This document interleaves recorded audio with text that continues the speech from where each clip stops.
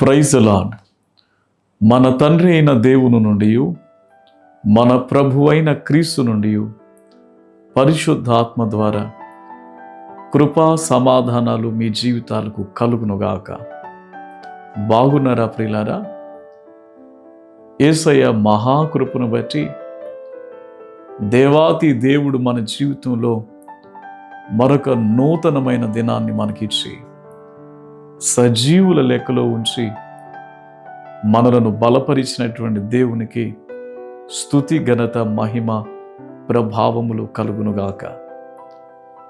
ఈ ఉదయకాల సమయంలో దేవుని మాటలను జ్ఞాపకం చేసుకుందామా ప్రియులారా? మత్తయి సువార్త 6వ అధ్యాయం 34వ వచనాన్ని చదువుకుందాం. రేపటిని గూర్చి చింతింపకుడి, రేపటి దినము దాని సంగతులను గురించి చింతించును. ఏ నాటి కీడు ఆ నాటికి చాలును. దేవుడు ఈ శ్రేష్టమైన మాటల ద్వారా మనందరితో మాట్లాడునుగాక.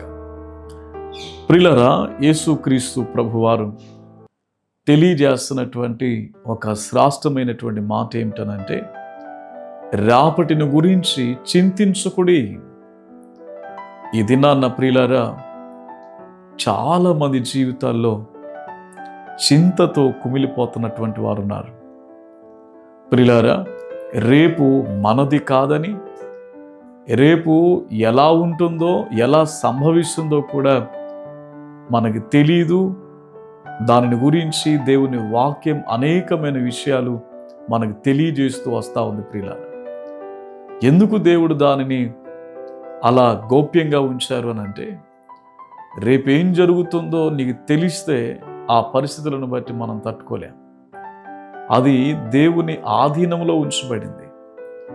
అందును బట్టి ప్రియులారా, రేపటిని గురించి మనం చింతించే కంటే కూడా దేవుడు మనతో ఈ దినాన్ని ఏదైతే చేయమని చెప్పారో ఆ రీతిగా మన జీవితాలను ప్రియులారా మలచుకోవటం, మనలను ఆయనకు అప్పగించుకోవటం ఎంతో శ్రేష్టమైనటువంటి భాగ్యమని దేవుని సేవకునిగా మీకు తెలియజేస్తా ఉన్నాను.